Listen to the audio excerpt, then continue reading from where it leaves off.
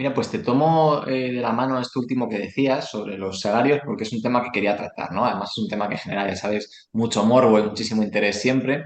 Y además en el pádel, como es un deporte que se ha profesionalizado hace relativamente poco, yo creo que lo que pasa es que no tenemos tanta idea de cuánto puede ganar un jugador de pádel, porque realmente el salario de LeBron, bueno, pues es que es público, los salarios de la NBA son públicos, se los ve todo el mundo. Cuando un futbolista ficha por el Barça o por el Madrid y hay un contrato millonario, enseguida se hace eco todos los medios y todo el mundo lo sabe. Pero en el pádel es cierto que hay cierta incertidumbre. Por eso te quería preguntar cómo funcionan los cachés del pádel, es decir, si van en función de las rondas que pasas, de los torneos que ganan, si hay un salario mínimo y sobre todo si se puede llegar a vivir bien y a partir de qué ranking se obtiene ese dinero. Pues es lo que tú dices, la parte pública es el prize pool de los torneos, el dinero que se reparte en premios de cada torneo, eso es público, eso se sabe que un jugador que participa en un Major, que son los torneos que más dinero reparten de Premier Padel, que hay cuatro, cada jugador de la pareja ganadora se lleva 47.500 euros, aquí hablamos todo en bruto, ya no te digo bruto por impuestos, sino que también los entrenadores, la gran mayoría de ellos van a un porcentaje de esos premios, así que te hablo en bruto, ya digo, no solo de impuestos, sino de otras cosas que hay que restar, fisios, preparadores físicos, nutricionistas, etcétera. Pero ya te digo, el mayor premio económico a día de hoy en un torneo oficial que se puede llevar un jugador es 47.500 euros. Lo comparas con los 2 millones y pico que se lleva alguien por ganar en Roland Garros, es ridículo, pero siempre pongo esta comparación. Paquito Navarro es el jugador más seguido en Instagram y tiene medio millón. Rafa Nadal tiene 20 millones. Entonces, el pádel a día de hoy no tiene nada que ver con el tenis, que quizá es el deporte al cual más se nos puede asemejar. Por otro lado, el dinero que ganan los jugadores de pádel que no es público, sobre todo viene de las marcas. Yo te diría, y en base a un poco lo que dicen los propios jugadores en entrevistas, a día de hoy yo creo que del 100% del dinero que ganan, 60-70 viene de marcas, viene de fuera de lo que ganan en torneos.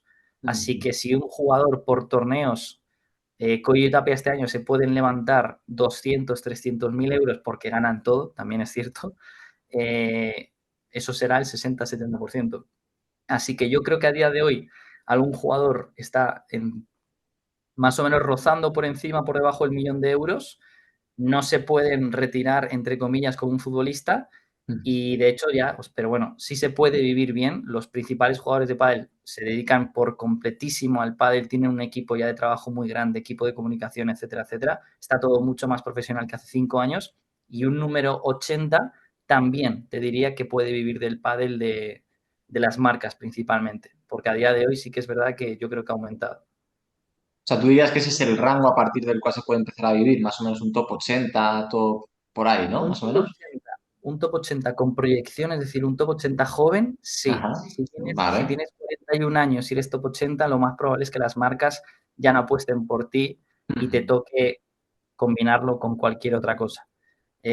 No te digo que sea una cifra escrita en piedra, el top 80, a lo mejor hay un top 43 que me está oyendo y se caga en mi madre porque es mentira, pero sé de algunos jugadores 90 que son muy jóvenes, las marcas están apostando por ellos y les da para vivir y entrenar sin problemas, sin grandes lujos. No estamos hablando que se puedan comprar Ferraris ni nada, o sea, vivir normal y sin grandes excentricidades.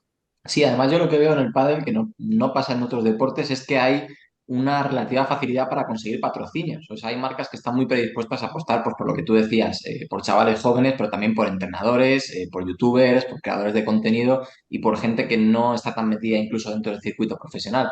Entonces, ¿tú crees que sin las marcas sería posible que tantos jugadores vivieran del pádel?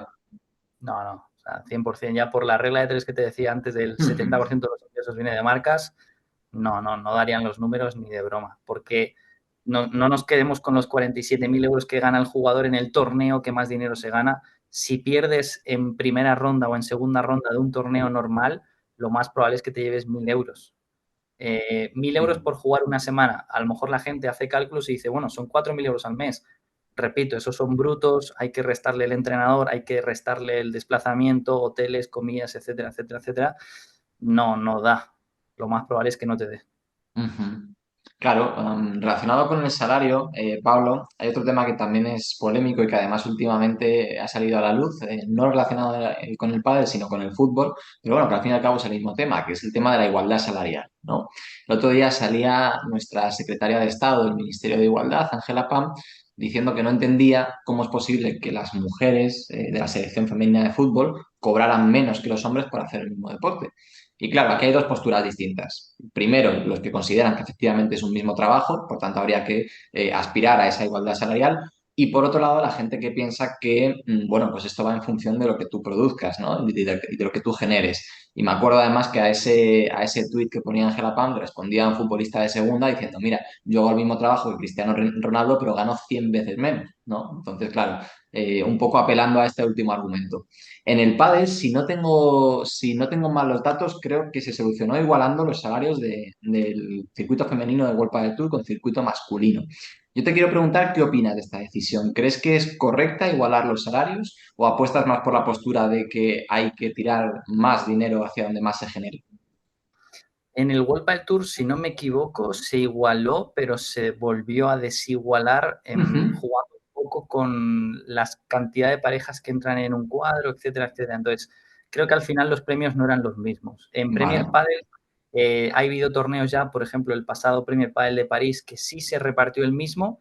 En ese Ujú. aspecto me parece bien, porque hay una federación que lo está sustentando. O sea, el circuito pertenece también a una federación internacional. Entonces, ahí ya sí entramos en un ámbito que se supone, entre comillas, que es público, no como el World Padel Tour, que es una entidad completamente privada, que sí que vería bien, siendo una entidad completamente privada, que dependiendo el retorno que te generen tus trabajadores, ya no hablo ni de género, puedas retribuirles de una manera o de otra. También es cierto que las chicas ya no solo reclaman la igualdad en cuanto a salario económico, en cuanto a Ujú. premios, sino también en cuanto a condiciones, porque es cierto que, por ejemplo, en el World Padel Tour, los viernes son cuartos de final, como hay chicos y chicas, son 4 partidos y 4 partidos son 8 en total. Solamente se juegan 6 en pista central, son 2 de chicas y 4 de chicos. Esos son los partidos que se retransmiten por televisión y un poco el ámbito de, entre comillas, guerra de las chicas es también decir, oye, queremos igualdad. Si nosotros no tenemos igualdad en visibilidad, nunca tendremos las mismas oportunidades que los hombres en cuanto a ser vistas en retransmisiones, etcétera, etcétera. Bueno, es un alegato completamente lógico, pero ya te digo, bueno, sí que creo que a día de hoy también creo que es fácilmente demostrable en cuanto a número de seguidores, etcétera, que también se puede rebatir por lo esto que te estoy comentando. El pádel masculino mueve más que el femenino, pero para mí, y respondiendo ya a tu pregunta, eso de creo que en Premier Padel sí deberían de ser los premios iguales porque está sustentado por una federación. La federación debería de intentar apostar por cualquier jugador de pádel independientemente del género de la misma manera.